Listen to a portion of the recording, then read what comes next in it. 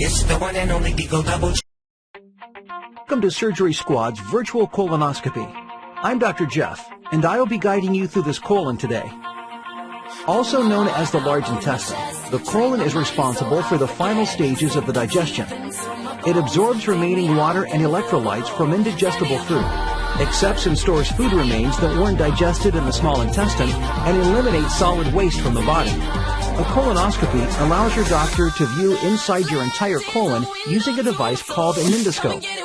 As the scope moves into your colon, your doctor views the output on the monitor to check for growths or polyps.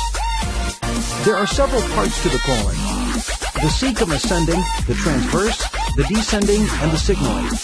A colonoscopy can check each one of these areas. The one thing about having a colonoscopy is that a doctor can find polyps and remove them immediately.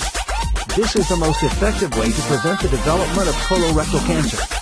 However, you'll need to cleanse your colon 24 hours before the test by taking laxatives or performing a fleet enema. Also, use of the endoscope might accidentally tear the colon walls and cause bleeding.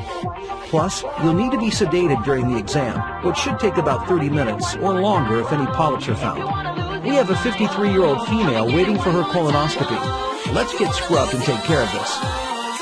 Our patient is lying on her left side, knees fallen up to her stomach.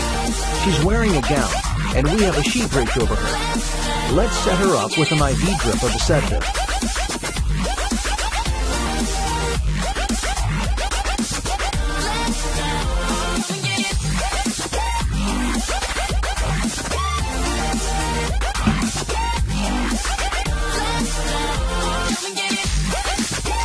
Great.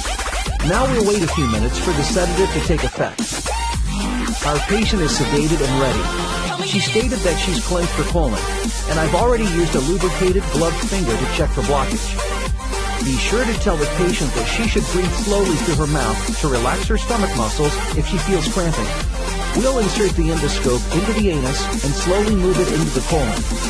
The endoscope contains a small camera and light, and a pair of forceps so we can remove any polyps we find. First, let's lubricate the scope for easy insertion and passage through the colon.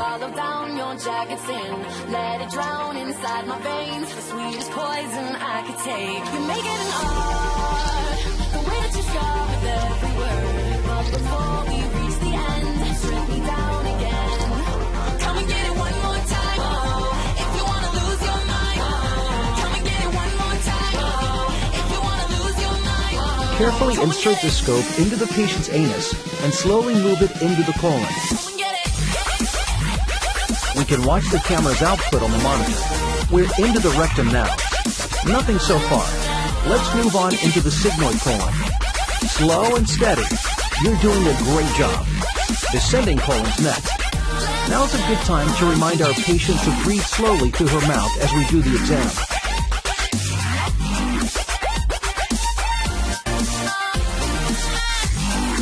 All right, let's move into the transverse colon.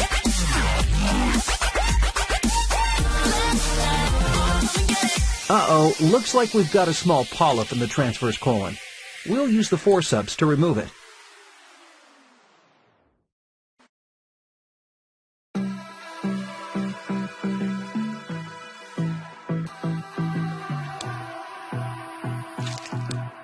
Fine work.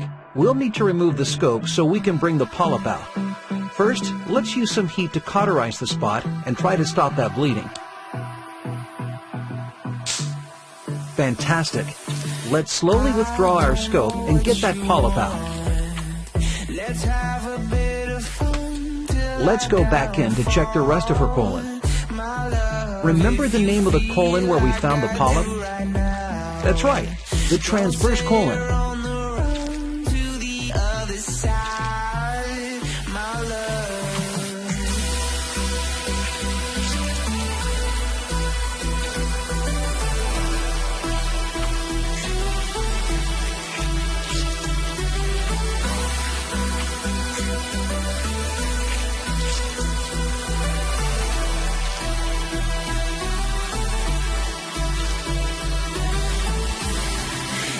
Back in the transverse colon now. Everything's looking fine, and you're doing a great job. Now's also a good time to remind our patient to breathe through her mouth slowly. Moving now into the ascending colon. And there's another one. Let's take it out the same way we did the other.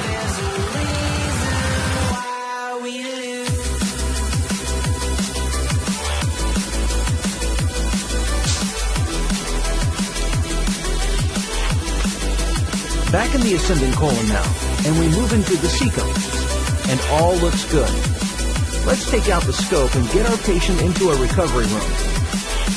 Our patient is now in recovery, and she'll probably be there 1 to 2 hours. She might feel bloated or need to pass gas, and since we removed 2 polyps, she'll probably have a small amount of blood in her stool. We'll also do a biopsy on the polyps. She should call her doctor immediately if she has heavy rectal bleeding, lower abdominal pain, develops a fever, feels dizzy, vomits, or experiences swelling in her abdomen.